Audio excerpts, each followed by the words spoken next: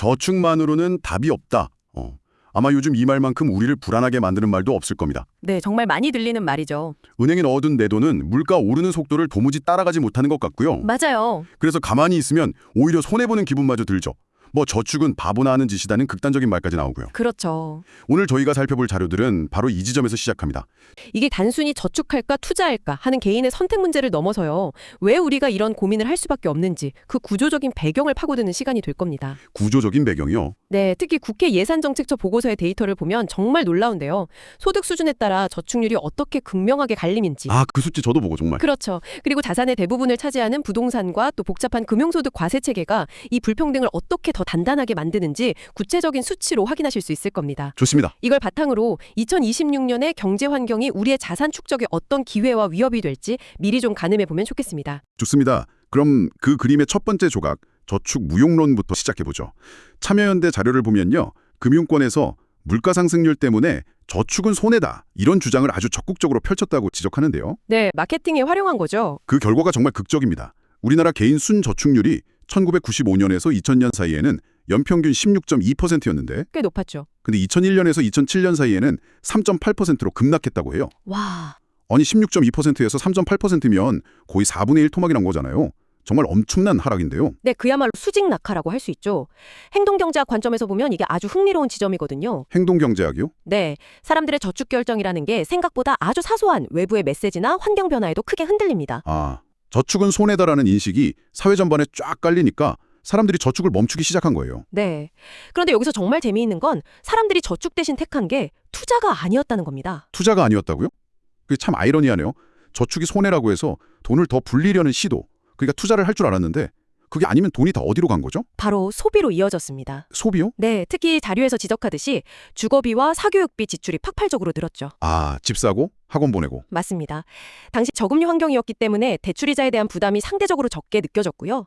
그러다 보니까 어차피 저축해봤자 돈 안 되는데 차라리 빚내서 집이라도 사두는 게 낫다. 이런 인식이 팽배해진 겁니다. 영끌의 원조격인 셈이군요. 그렇죠. 그런데 이 자료에서 정말 흥미로운 주장을 해요. 그렇게 빚내서 산 집을 투자가 아닌 소비라고 규정하더라고요. 보통은 내 집 마련이 최고의 재테크라고 생각하는데 이건 무슨 뜻이죠? 사람들이 흔히 착각하는 부분을 정확히 짚은 겁니다. 네. 사람들은 자기가 소유한 물건의 가치를 객관적인 가치보다 훨씬 높게 평가하는 보유 효과라는 심리적 편향을 가지고 있습니다. 보유 효과요? 네, 내 집도 마찬가지죠. 집값이 아무리 올라도 이 집 팔고 세금 내고 다른 데 이사 가느니 그냥 여기서 계속 사는 게 낫다고 생각하는 경향이 아주 강해요. 하긴.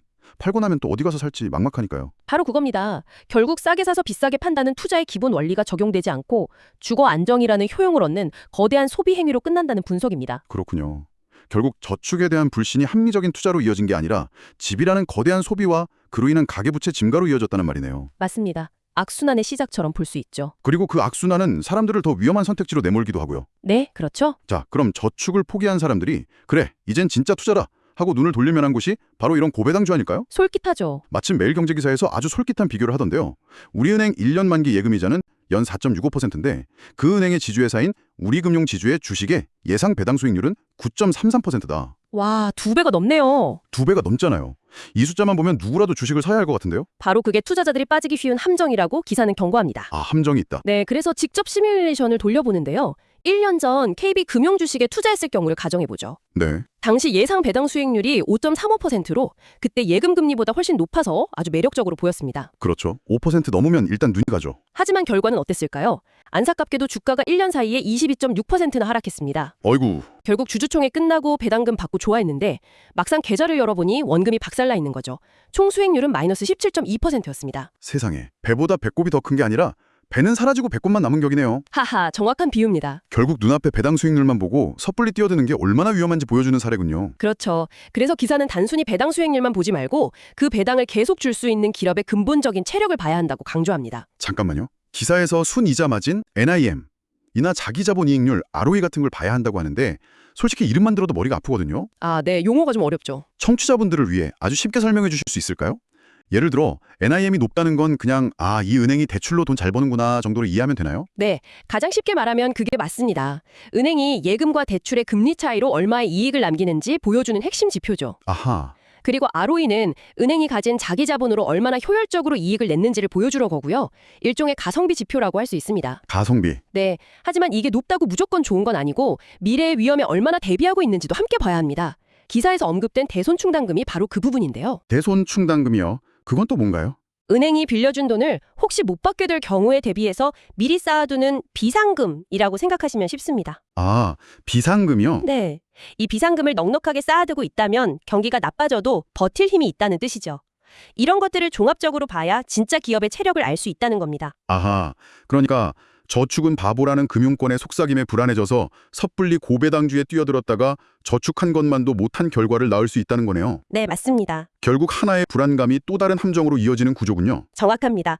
개인 투자자가 그런 모든 정보를 분석하고 판단하기란 사실상 불가능에 가깝죠. 결국 이런 투자의 함정까지 고려하면 개인이 혼자 힘으로 자산을 불리기가 정말 쉽지 않다는 생각이 드는데요. 그렇죠. 이런 개인의 선택 이전에 애초에 저축할 여력 자체가 다른 구조적인 문제가 있다는 걸 이 국회 예산정책처 보고서가 아주 적나라하게 보여지는 것 같아요. 네, 이 보고서의 데이터는 정말 많은 것을 생각하게 만듭니다. 2018년에서 2023년 사이의 데이터를 보면요.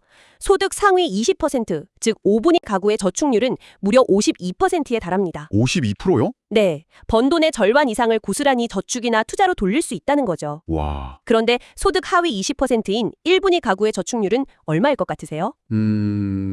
아무래도 저축하기 어렵겠죠. 한 5% 정도 되려나요? 마이너스 35%입니다. 아니, 잠시만요. 마이너스 35%요? 저는 이 숫자를 보고 제 눈을 의심했습니다. 네, 마이너스입니다. 이건 소득만으로는 생활이 안 돼서 빚을 내거나 과거에 모아둔 자산을 팔아서 메우고 있다는 뜻이잖아요. 정말 충격적인 수치네요. 맞습니다. 생존을 위해 자산을 까먹고 있는 거죠. 허. 더 심각한 것은 우리 사회의 허리라고 할 수 있는 중간 계층, 즉 2분위에서 4분위의 저축률도 같은 기간 동안 5에서 10%포인트 정도 하락했다는 점입니다. 중간 계층마저도. 네. 고소득층은 자산을 쌓는 속도가 점점 빨라지는데 나머지는 그 속도가 늦어지거나 오히려 뒷걸음질 치고 있으니 격차는 벌어질 수밖에 없는 구조인 겁니다. 그 격차가 자산의 구종에서도 드러난다고요? 보고서의 그림을 보니까 그 차이가 뚜렷하던데요. 네. 순자산 최상위 계층인 5분위는 전체 자산의 약 74%를 부동산 같은 실물 자산으로 보유하고 있습니다. 74%. 압도적이네요. 네, 이 비중은 2018년 이후 거의 변동이 없어요. 아주 안정적이죠. 반면에 자산 2분위 계층의 실물 자산 비중은 같은 기간 53%에서 44.6%로 크게 줄었습니다. 아, 줄었군요. 네, 자산가들은 부동산이라는 굳건한 성을 지키고 있는데 그렇지 못한 사람들은 그 성에 들어가기는커녕 가진 자산마저 지키기 어려워졌다는 뜻입니다. 이런 불평등을 더 심화시키는 요인으로 금융소득 과세 문제도 지적됩니다. 보고서에 따르면 상장 주식 양도 차익에 대해 세금을 내는 대주주는 코스피 시장 전체 주주의 0.004%에 불과하다고 합니다. 0.004%. 네, 0.004%면 사실상 거의 없다고 봐도 무방한 수준 아닌가요? 그렇죠. 대부분의 개인 투자자들은 주식이나 채권 거래로 아무리 큰 이익을 얻어도 양도소득세를 내지 않습니다. 네, 반면에 월급을 받는 직장인들은 근로소득에 대해 꼬박꼬박 세금을 떼이죠. 월급만 모아서는 부자가 될 수 없다는 말이 왜 나오는지 보여주는 대목입니다. 그런데 한편으로는 이런 주장도 있잖아요. 주식시장을 활성화하려면 개인 투자자에게 세금을 매기지 않는 게 유리하다는 논리요. 네, 물론 그런 시각도 있죠. 이 보고서는 그런 반론에 대해서는 어떻게 보나요? 물론 그런 정책적 목표도 있습니다만 보고서가 지적하는 핵심은 노동을 통해 얻는 소득과 자본을 통해 얻는 소득 간의 과세 형평성이 심각하게 무너져 있다는 점입니다. 아, 형평성의 문제다. 네, 자본소득에 대한 과세가 제대로 이루어지지 않으면 이미 자산을 가진 사람은 더 쉽게 자산을 불리고 노동소득에만 의존하는 사람은 그 격차를 따라잡기가 거의 불가능한 구조가 고착화된다는 거죠. 그렇군요. 결국 저축이냐 투자냐 하는 우리의 고민이 사실은 이런 세금 제도를 포함한 거대한 시스템 위에서 이루어지고 있다는 것을 이해할 필요가 있습니다. 지금까지의 구조적인 문제가 앞으로는 좀 나아질까요?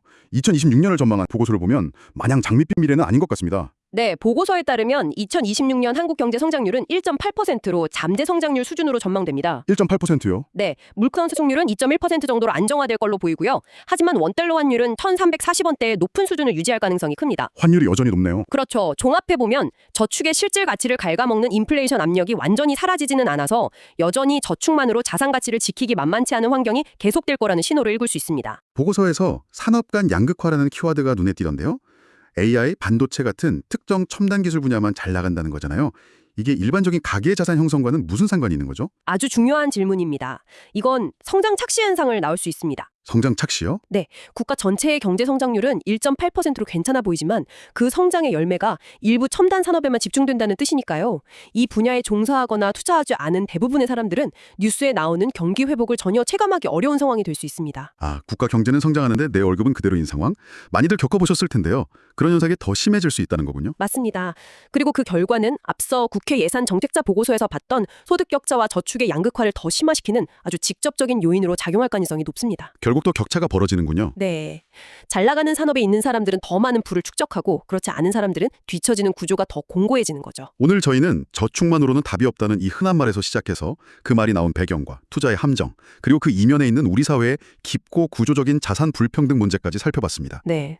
단순히 개인의 선택이나 노력의 문제를 넘어 소득과 자산 수준에 따라 저축과 투자의 기회와 조건 자체가 완전히 다르게 주어진다는 냉정한 현실을 마주하게 됐네요. 그렇죠. 2026 경제 전망 역시 이러한 흐름이 쉽게 바뀌지 않을 거라는 걸 보여주는 것 같고요. 네. 금융회사의 마케팅은 끊임없이 저축 대신 투자를 하라고 속삭이지만 오늘 살펴본 것처럼 현실에서 많은 이들에게 투자는 감당하기 어려운 위험과 정보의 비대칭을 동반합니다. 네. 그리고 더 근본적으로는 소득 하위 계층과 중산층의 저축할 수 있는 여력 자체가 계속 줄어들고 있다는 것이 오늘 자료들의 핵심적인 경고입니다. 이건 개인의 노력이나 의지를 탓할 문제가 아니라 시스템 차원에서 고민해야 할 문제라는 거죠. 참여연대 자료에서 정의한 저축의 본래 의미가 다시금 생각납니다. 이자율과 관계없이 현재의 소비를 미래의 소비로 지연시키는 행위. 네, 그 정의가 참 많은 걸 생각하게 하죠. 어쩌면 지금 우리에게 정말로 던져진 질문은 이것일지도 모르겠습니다. 미래에 꼭 필요한 소비, 예를 들어 내 집을 마련하거나 자녀를 교육시키고 아플 때를 대비하는 그 일을 위해 현재를 희생하며 돈을 모으는 행위가 왜 점점 더 비합리적이고 바보 같은 짓처럼 여겨지게 되었을까요? 안정적인 미래를 준비하는 가장 기본적인 행위가 대부분의 사람들에게 도박과 같은 투자를 강요하는 사회라면 문제는 과연 개인의 선택일까요? 아니면 우리가 발딛고 있는 시스템 자체일까요? 이 질문에 대한 답을 찾는 것이 어쩌면 오늘 우리가 나눈 이야기의 진짜 시작일지도 모르겠습니다.